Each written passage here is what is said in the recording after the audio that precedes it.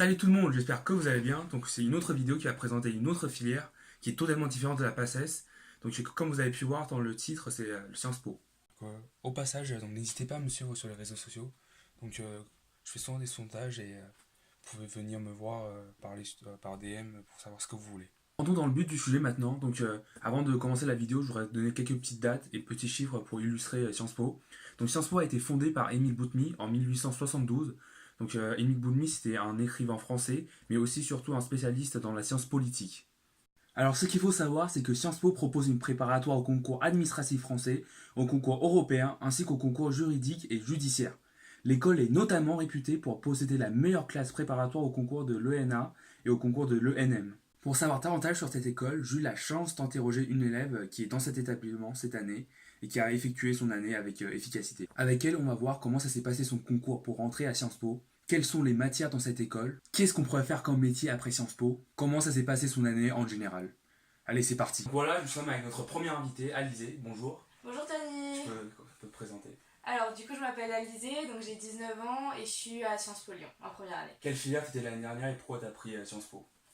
Du coup l'an dernier j'étais en terminale SSVT au lycée Descartes à Montilly-Bretonneux et j'ai choisi Sciences Po parce que en fait c'est en seconde que j'ai fait mon choix puisque j'étais intéressée par la diplomatie, les relations étrangères. Du coup c'est comme ça que je me suis orientée là-dedans. Après pour autant je suis allée en S parce que ça ouvrait mine de rien plus de portes si jamais je changeais d'avis. T'es prise à INSA Toulouse, tu m'avais dit, et pourquoi t'as choisi Sciences Po et pas Toulouse? Parce que du coup j'ai préparé les concours pendant une année entière, toute mon année terminale. Et puis il y avait aussi le fait qu'à l'INSA c'est vrai que les cours au départ sont très généralistes, donc c'est de la physique pure, etc. Et moi je voulais plutôt m'orienter vers le secteur de l'agroalimentaire. Du coup il y avait un concours pour entrer à Sciences Po Paris et à Sciences Po Provence, c'est ça? C'est ça, ouais. Et comment t'as fait pour préparer ces deux concours?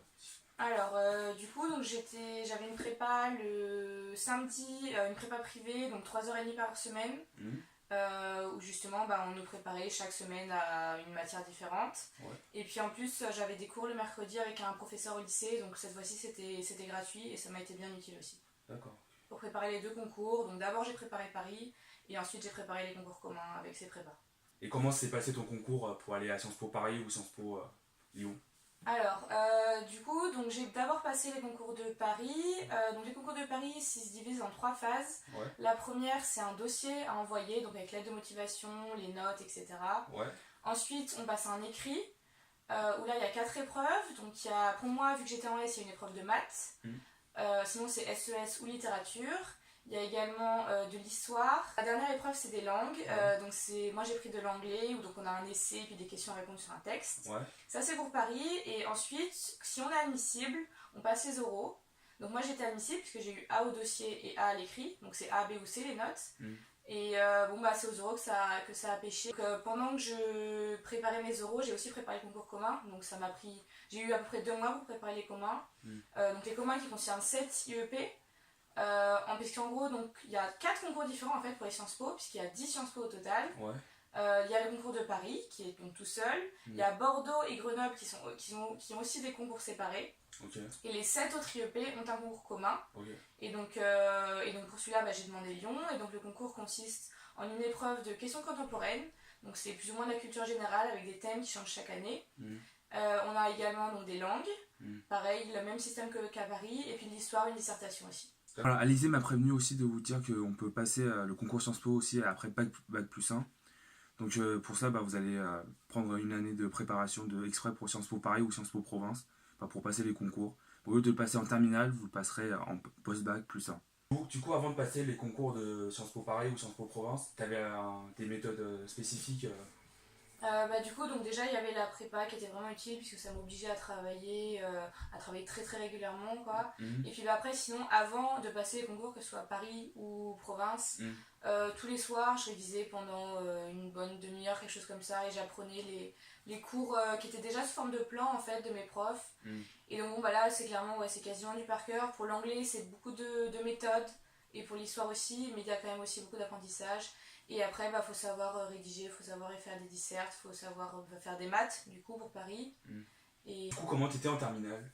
Bah, j'étais une élève quand même assez sérieuse, d'autant plus que du coup avec la prépa, j'avais donc des heures en plus et donc parfois un peu d'avance en fait sur les cours qu'on faisait en plus. Qu'est-ce qu'on peut faire comme métier après Sciences Po?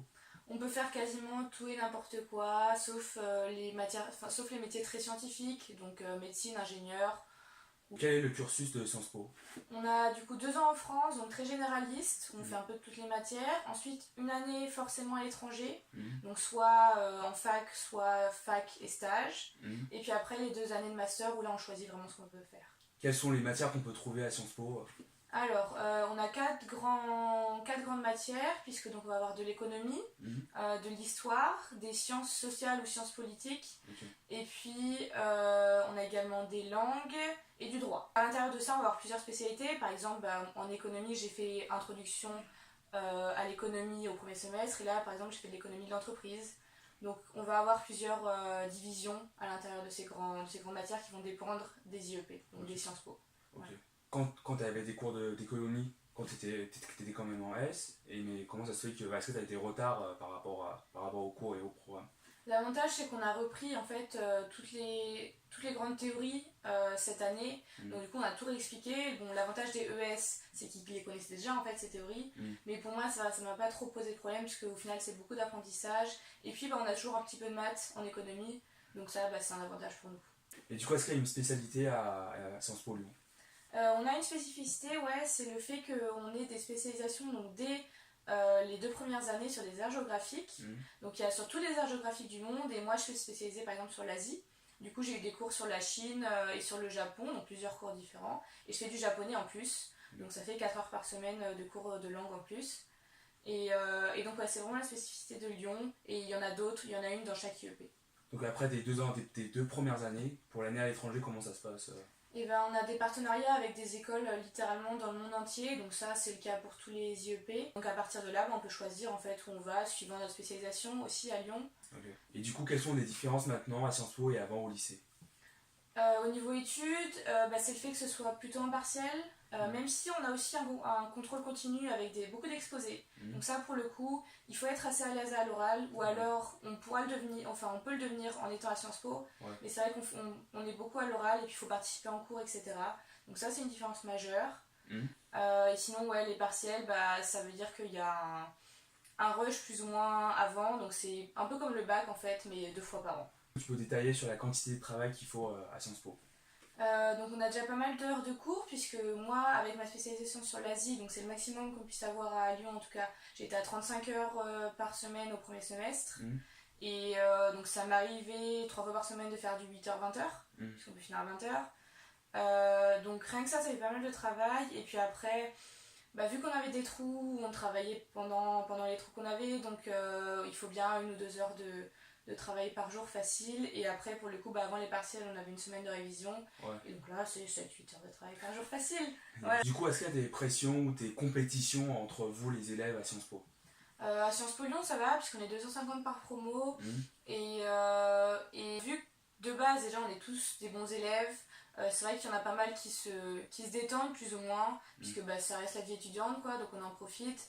Et du coup il y a 2 types d'élèves différents. Il y a ceux qui vont continuer à vraiment beaucoup travailler, et puis les autres qui vont être plutôt cool. Donc en fait il suffit de choisir son profil et puis... Est-ce que tu arrives à gérer tes partiels et est-ce que tu as une méthode de travail pour cette année? Pour cette année ça a été un peu difficile, que ce soit au premier ou au deuxième trimestre, enfin au deuxième semestre, puisque avec le japonais, mine de rien, on a beaucoup de travail à faire en plus.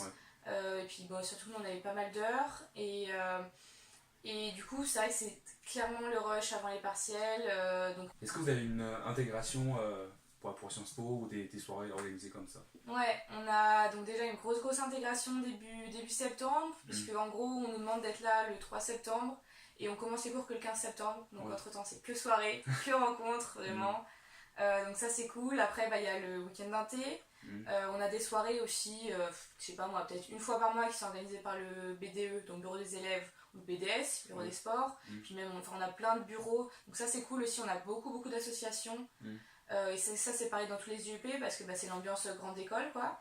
Est-ce que tu fais des activités extrascolaires ou des assos comme ça?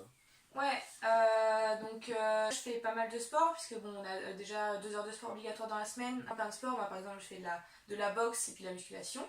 Sinon ouais, je suis dans une asso de développement durable, de Sciences Po, où on essaie de faire quelques actions justement pour favoriser tout ça quoi. Des tractions ou pas?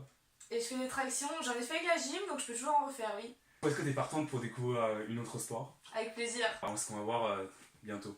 Alors un petit message de la part d'Alizé pour encourager les gens. Donc ouais, pour tous ceux qui veulent passer Sciences Po, qu'ils aient ou pas un profil justement Sciences Po, donc avec des parents qui ont fait des grandes études, etc. Sincèrement, si vous pouvez, si vous avez des bonnes notes, etc. Et puis même si vous n'en avez pas, essayez, ça coûte rien. Et chacun a le pouvoir vraiment de passer ses concours. J'ai des copines qui n'avaient pas du tout fait de prépa, qui s'étaient quasiment pas préparées et qui ont eu les concours. Donc si vous en sentez que vous avez les capacités, si vous avez envie, et allez-y, vous pouvez le faire. Voilà, c'est la mentalité qui compte. Tout à fait. Voilà, c'est la fin de la vidéo, j'espère que vous avez été très utile. Donc n'hésitez pas à dire dans les commentaires que si vous voulez que je fasse souffrir Alizé au street workout. Donc à la prochaine.